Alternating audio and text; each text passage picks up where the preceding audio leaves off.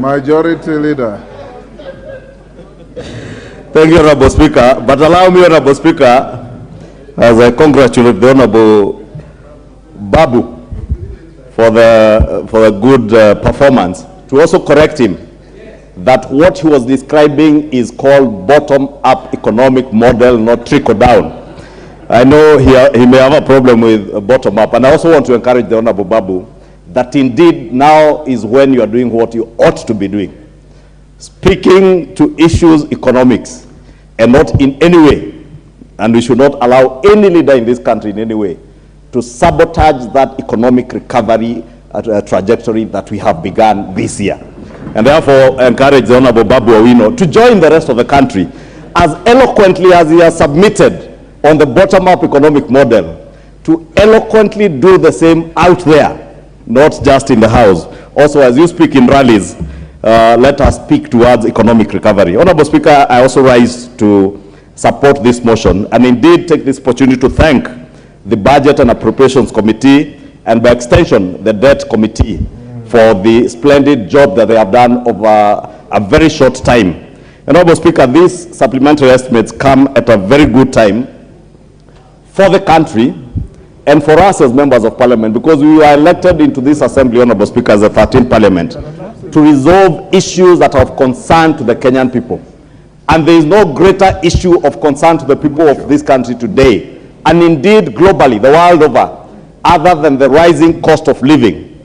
And this rising cost of living, Honorable Speaker, in this country is aggravated by the drought situation. And we have been told by many players, Honorable Speaker, that this is the worst drought that this country has had in the last 40 years. And therefore tells you that the challenges that are ahead of us, Honorable Speaker, are quite enormous. And as has been mentioned by, I think, the leader of minority and the chair of the Budget and Appropriations Committee, the rising in global inflation as a result not just of the global warming, but also the Russian-Ukraine conflict that has disrupted supply chains around the world. Supply chains of manufactured items, supply chain of food items, including our own supply chains to wheat and other food items. This, Honorable Speaker, has left us under very strenuous situation as a country, and we have a huge responsibility as leaders to work together and team up together to work towards alleviating the problems that face our people. And this House being the budget-making House, I want to implore on all members of this House, Honorable Speaker, to rise to the occasion and work together and act together to ensure that we have in place policies that will not be short-term, but sustainable policies, and not one of very costly and mega budgetary expenditures as we witnessed in the dying moments of the last regime, Honorable Speaker. It is indeed true what the Honorable Pio and I have said, that was blatant abuse of Article 223 of the Constitution. And that, Honorable Speaker, part of it came under the pretext of dealing with the high cost of living. And what did we do? We embarked on subsidies, fuel subsidies that were costing this country the level of 60 to 70 billion shillings a month. Food subsidies, consumer subsidies. And in this budget, Honorable Speaker, let me draw your attention to the report, Honorable Speaker. Because if you read through the report on page 5, on the expenditures under Article 223, the Budget and Appropriations Committee has enumerated 120 billion shillings spent under Article 223 of the Constitution, and as outlined in the third schedule, has allowed these expenditures to be approved by this House. Part 2 of that report, Honorable Speaker, speaks to some 10.091 billion shillings also spent under Article 223 of the Constitution, outlined in the fourth schedule, which the Budget and Appropriations Committee has recommended to this House to reject. And I want to agree with the Budget and Appropriations Committee that indeed not everything that is paid under Article 223 is bad. And the law is clear on what ought to be paid under Article 223 and not what cannot be paid under Article 223 of the Constitution. Part of what the Budget and Appropriations Committee is recommending for disapproval, Honorable Speaker, are payments that related to some 4 billion shillings that you find in the books that related to the maize subsidy program, where unga was to be subsidized and supplied to Kenyans at a cost of 100 shillings. And the majority of Kenyans will tell you they never saw that unga in their shops or in the kiosks in their neighborhoods. Honorable Speaker, Kenyans did not only fail to find the unga, but millers were never paid. Today, millers still pursue payments from government for this unga subsidy program. That monies were appropriated and spent, and you wonder who are paid, Honorable Speaker. The 60 billion shilling fuel subsidy was tipped in very high level corruption, Honorable Speaker. And that is why I want to support the Leader of Minority, that the relevant House committees, and I can see the Honorable John Buddy, the chairman of PAC, the Public Accounts Committee, looking at me. And I saw how keenly he listened to his Leader of Minority. You have a huge responsibility to ensure, because the Budget and Appropriations Committee again has recommended on page 4 that the Office of the Auditor General undertakes an audit of expenditures granted under Article 223 of the Constitution for the financial year 2022-2023 and reports to the National Assembly by 30th of June 2023. Indeed, it is not just the Public Accounts Committee, even the relevant departmental committees must get to the bottom of some of these issues. What happened to the fuel subsidy money? What happened to the maize subsidy money? What happened to the payment that you have seen, 6.1 billion shillings? Honorable Speaker, if you can protect me from the Honorable KJ, he will have his say. And I want to continuously encourage the member for Dagoretti to desist from shouting, because this is a house of honor and decorum. I got the impression he was cheering. There's a difference between cheering and shouting, Honorable Speaker. Honorable Speaker, I was speaking about the 6.1. I know he knows what I'm speaking about. Because the payment to Helios on the apparent acquisition of the shareholding of Telkom Kenya, Honorable Speaker, the Honorable KJ here will tell you, as chair of the Committee on ICT, it is not clear up to now the legal status of the ownership of Telkom Kenya. Yet the government of Kenya spent a whopping 6.1 billion shillings to acquire shares in Telkom Kenya. I have no problem, Honorable Speaker, and I have indicated this afternoon to Honorable John Buddy, I will be appearing before his committee with evidence of how the 6.1 billion shillings paid out on account of acquisition of Telkom Kenya ended up in accounts in Malaysia, ended up getting back to accounts of individuals in this country, and ended up to accounts in the Cayman Islands, Honorable Speaker. Blatant looting of public resources on the verge of an election. What will shock the country today, Honorable Speaker, is that the payment was processed 2 days after the elections of the 8th of August. When the rest of the country were counting votes, there are people in the former regime who are counting billions, hitting their accounts here and in the Cayman Islands, Honorable Speaker.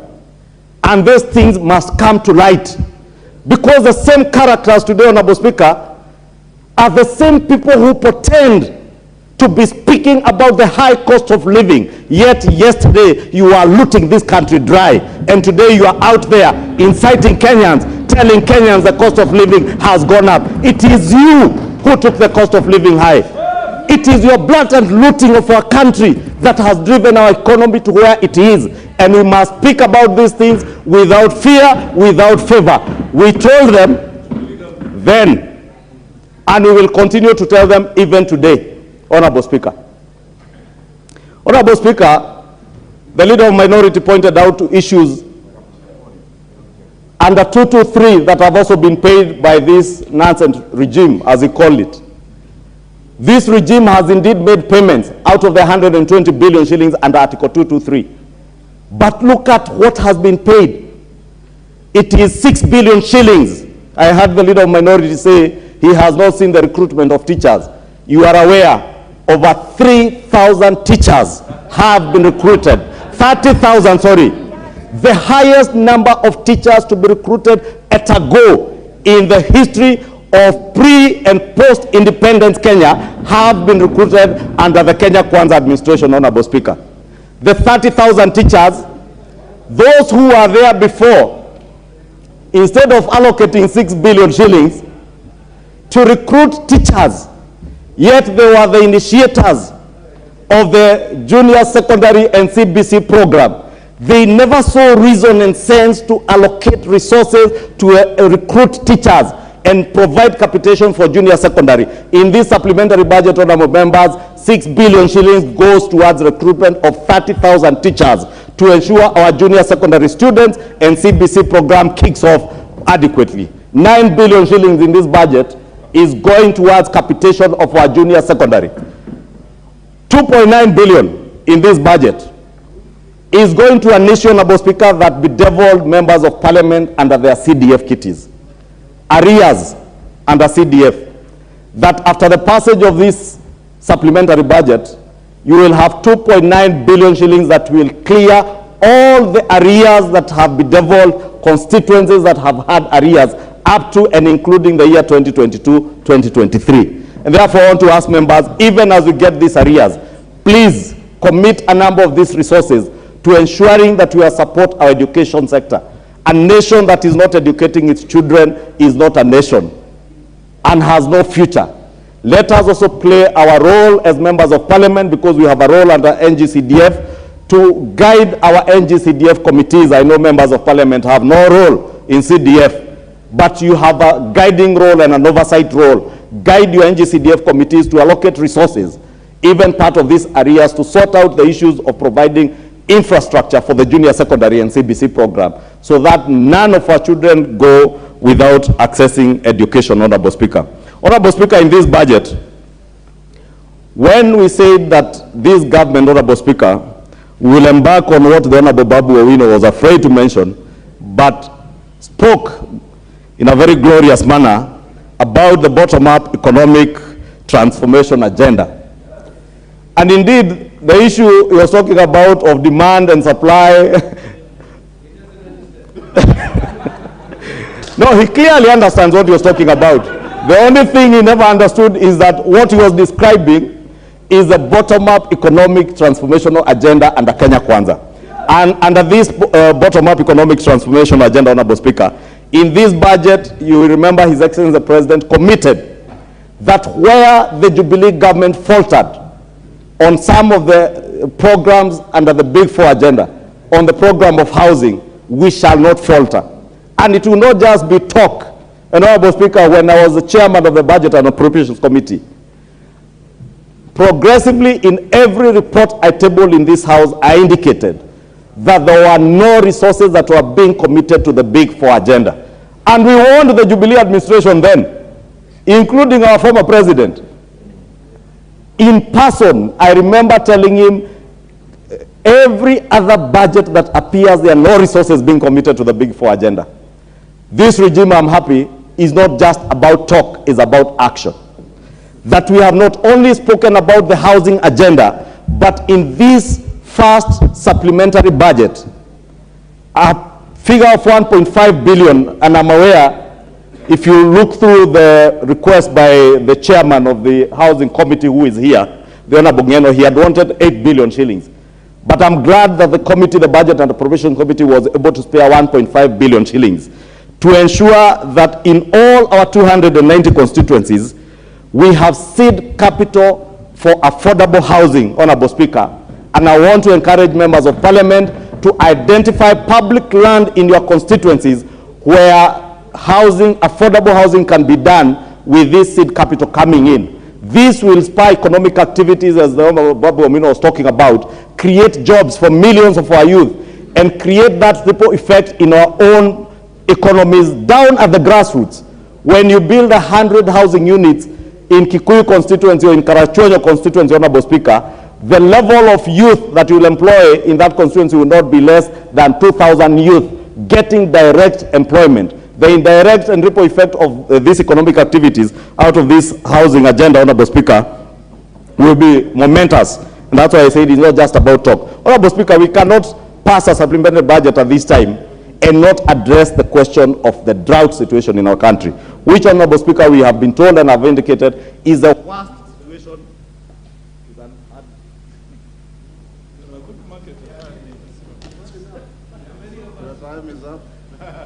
Just to conclude. I'll give you 2 minutes to conclude.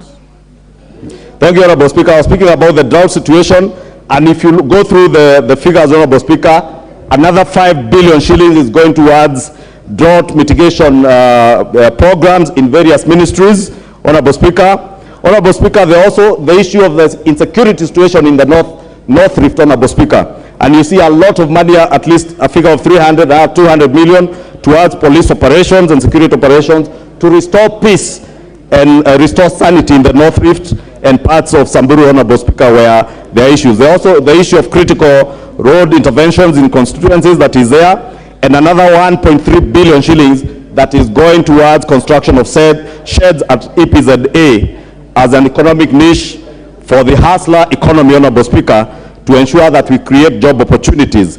Honorable Speaker, let me not belabor so many things in terms of the actual figures that have been provided for under this supplementary, but say, Honorable Speaker, that the Article 223 payments, as I indicated, when the time comes, all this evidence shall be adduced before the relevant committees. And I want to challenge the Honorable John Buddy, the chairpersons of public investments committees, to get to the bottom of all these Article 223 payments. Because, as I said last week, if you don't, nothing will stop the current government from perpetuating the same habit of abuse of Article 223 and blatant loot of public resources on the verge of every election. Honorable Speaker, with those very many remarks, I beg to support and ask the House to support this supplementary budget report and the appropriations bill. And also just to mention, Honorable Speaker, that this is just the first stage for the benefit of those of us who are new in the House. This process will be completed with the passage of the appropriation bill as at when we pass this report. And therefore seek your indulgence and your patience to the conclusion of this debate, and even hopefully tomorrow or the day after to handle the appropriations bill to allow these resources now that have been committed to go to the MDAs for spending, and for that spending to spur the economic activities that we envision for this country. With those many remarks, thank you, Honorable Speaker. Honorable